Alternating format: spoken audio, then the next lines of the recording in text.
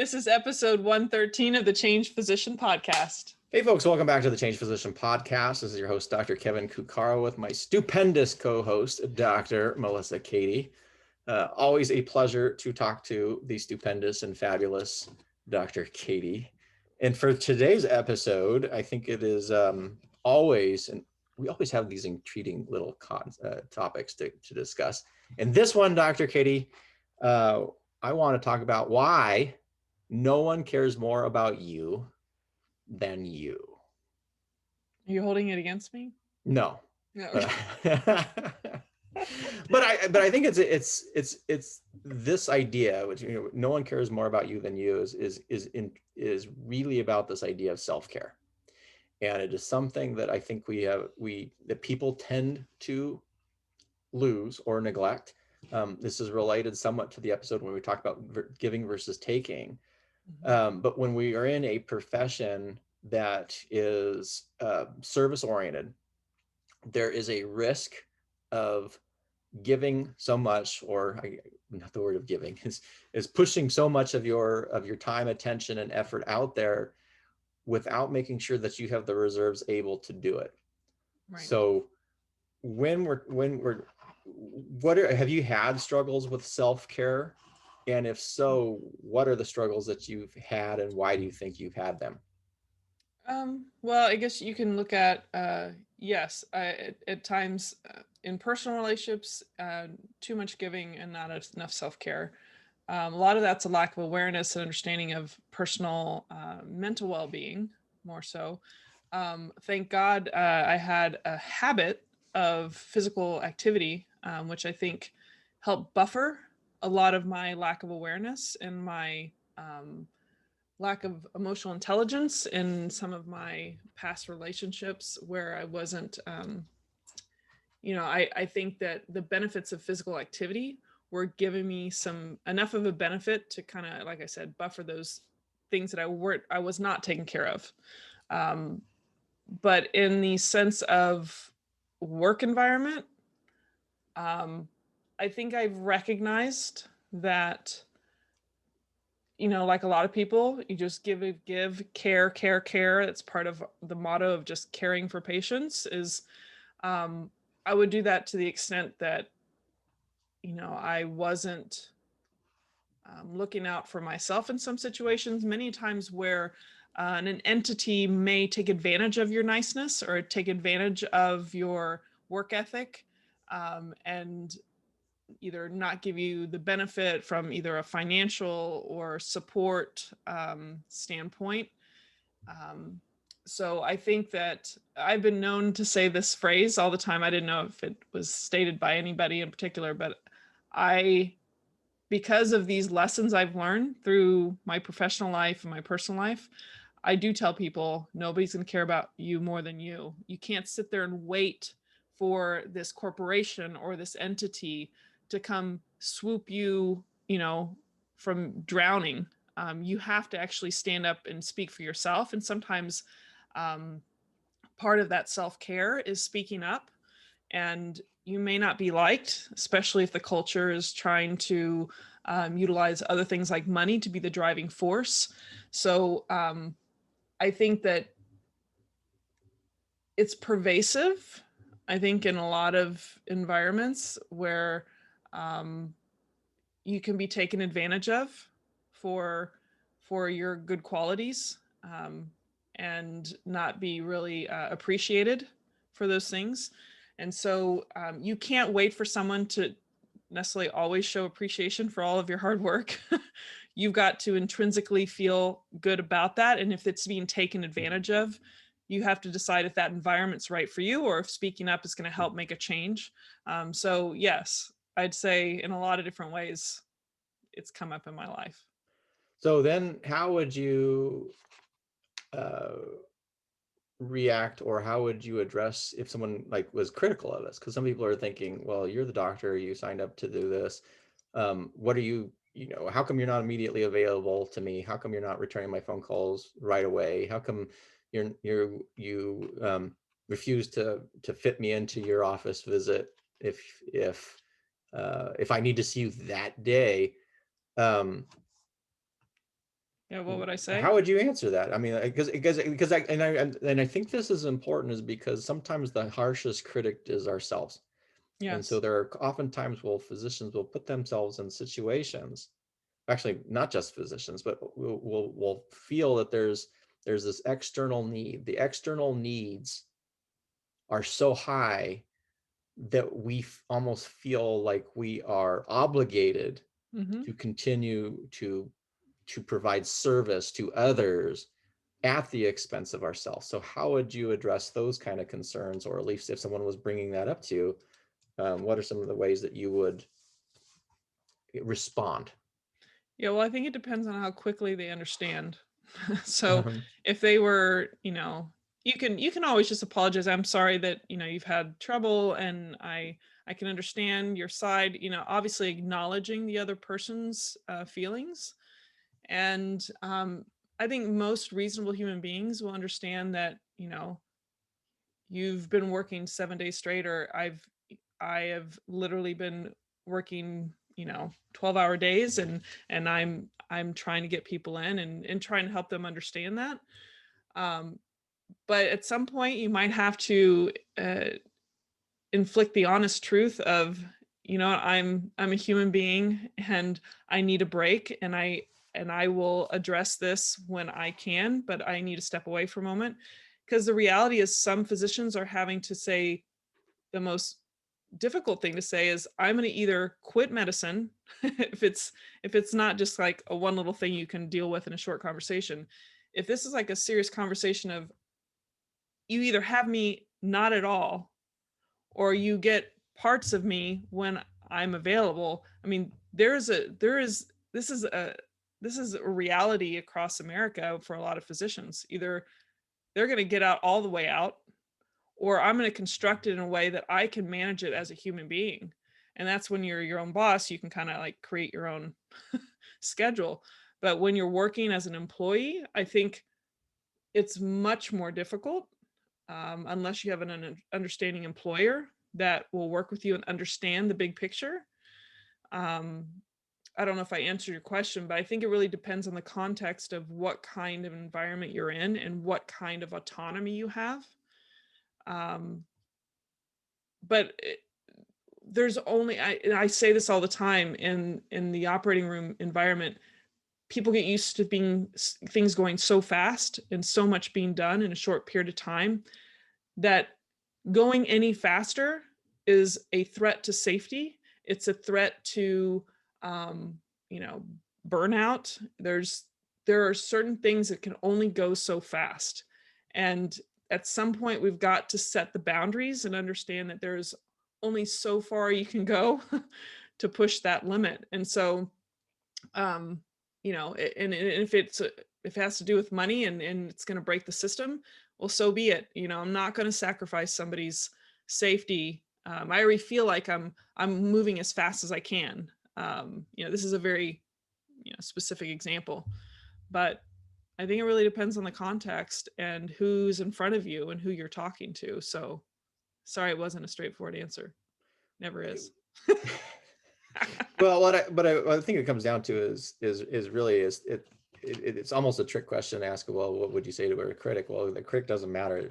It's you, right? So it's recognizing that if you don't have the capability or reserves to deliver care in a safe fashion, safe for them, safe for you, Hmm. then really you don't have the capacity to give care. Hmm. And I think the danger is, like many of our episodes, we talk about sort of these extrinsic factors. And the importance of this is that no one cares more about you than you, is there's going to be a lot of people who are going to tell you what they think that you should do, or what your capabilities should be, or how fast and efficient you need to be in order to further support them, Hmm. right?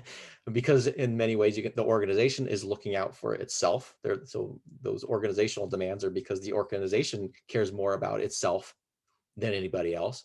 Hmm. Um, and so we need to recognize, one, that ultimately no one else is going to take care of you in the same way that you would, because nobody can recognize what your internal state is, what your internal reserves are, better than you. And if we are not developing a sense of, or increasing our sense of internal locus of control, that we have the ability to create change within ourselves and our environment, we're more likely to get driven into those unsafe scenarios. Right. So it's just it's self-care starts with the awareness that you have control, that Yeah. we always have a sense of choice. And in many ways, this quote comes down to really what we're talking about with the change position, Right. is rather than wait for those moments where somebody else is going to give you permission, or rather than kind of throw up our hands and say, oh, they need to do this, or when are they going to change, when are, the demands are too much for me here, and I'm losing my sense of self, I'm feeling burned out, I'm actually losing my health because Mhm. of these external demands.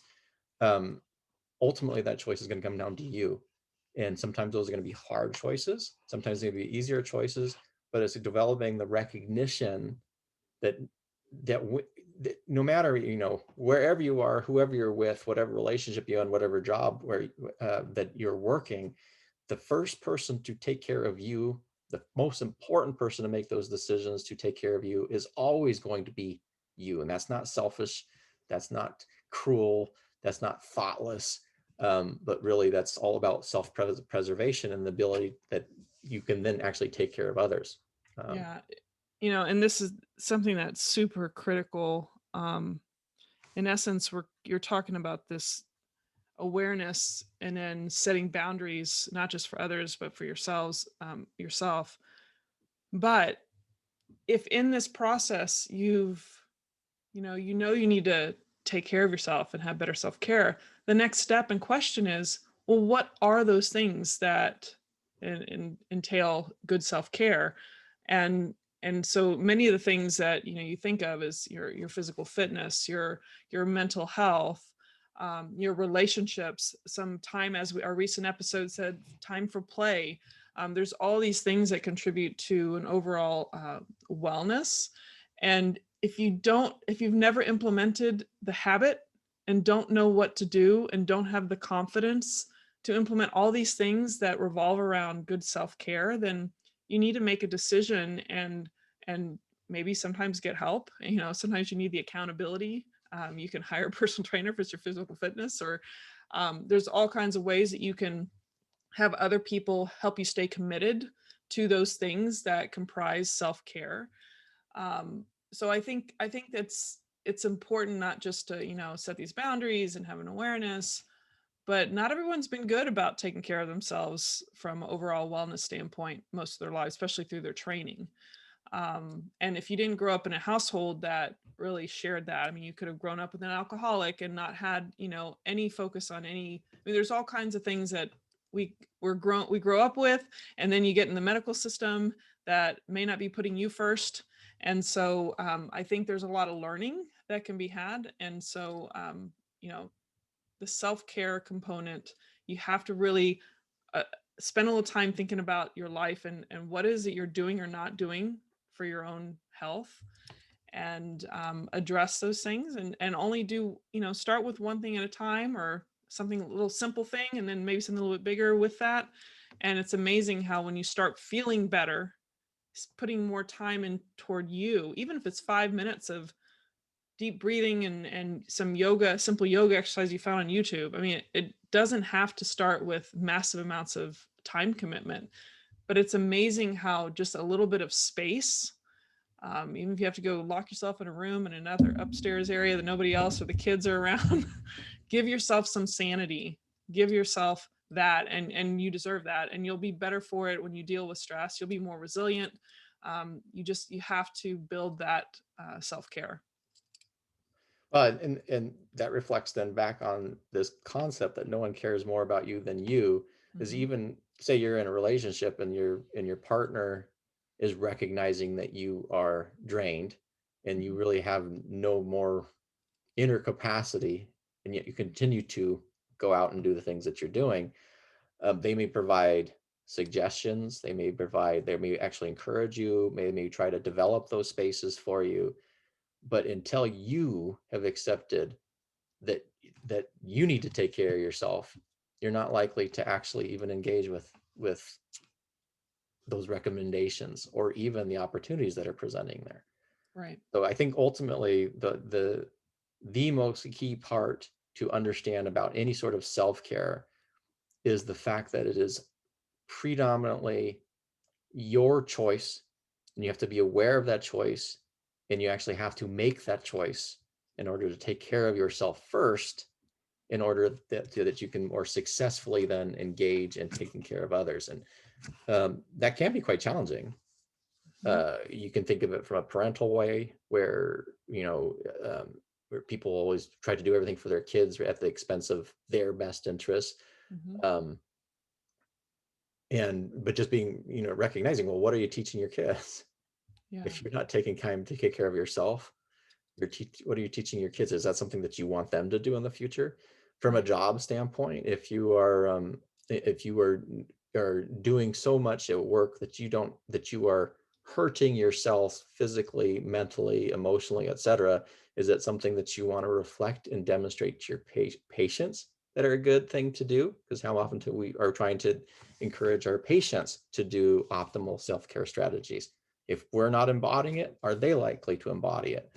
So I think the primary point about this is always will be is awareness and engagement and being in recognizing that it is up to the individual, up to me, in order to take care of myself before I really can take care of others. Right. And I think the one thing to remember is that there is a tendency to give, give, give, and do for others, and in essence create a sort of denial of, and or not wanting to face the pain of dealing with the realization that maybe you're not well, whether it's you're, carrying 150 pounds, or that is a painful, it can be a painful recognition of where you've let yourself go. And I say this from seeing people close to me, that this is sometimes, um, we want to repress or deny and not remain fully engaged and aware, because it's easier to just help others than have to face the pain of what we have to contend with, within ourselves. So, um, it's not necessarily going to be uncomfortable. So you have to be okay with that, true awareness of where you're at, maybe 50 years old, or ever however old you are, 40 years old, and you've allowed all these habits to kind of lead to maybe this poor state of health. It just, it's near and dear to me, that is the psychological component of addressing and opening yourself up to being aware and actually dealing with it. It takes a lot of courage for a lot of people, and also, like you said, we deserve, this whole self-care. This is a gift you give to yourself that not only makes you feel better, but you can be a role model to others, and you can be better at serving others, when you take care of yourself. Yeah, and that makes I think that's a makes me think of a whole nother topic for another podcast episode Yeah. of crisis experts, right? Not experts in that are necessarily in crisis management, but the people who are experts at somehow either being involved in crises over and over and over again. And I'm sure some of us that may have been us, that may be people that we know that somehow flip from crisis to crisis to crisis to crisis to crisis. And a lot of those, what does that say is, well, maybe it's like that one about relationships. The one component that is always the same in all your failed relationships is you. And so Right. rather than looking outside and saying maybe it's them, when it comes to these self-care strategies, if you're like, well, I don't have time, there's this crisis coming up. And if a crisis is coming up over and over and over again, well, again, maybe what's the center point of all those crises is again, maybe you, and maybe that's telling you that until you take that opportunity to be aware and start engaging in taking an active ownership over your individual state, those crises are never going to go away. Yep. So, Yep. all right, why don't you take us Well, out, Dr. Katie? Well, thank you for the awesome chat about a quote that I tend to use that I didn't know originated from somewhere else. No one cares more about you than you, and we do care about all of you that follow us. We'd love for you to be part of our community at The Change Physician. You can go to thechangephysician.com, whether you're a physician or a physician ally. And again, I'm Melissa Cady, the Challenge Doctor, with my awesome co-host, Dr. Kevin Cuccaro. We'd love to see you, whether on YouTube or on the different venues for podcasts, with your comments, ratings, and we look forward to seeing you on the next episode. Take care. Stay well, folks.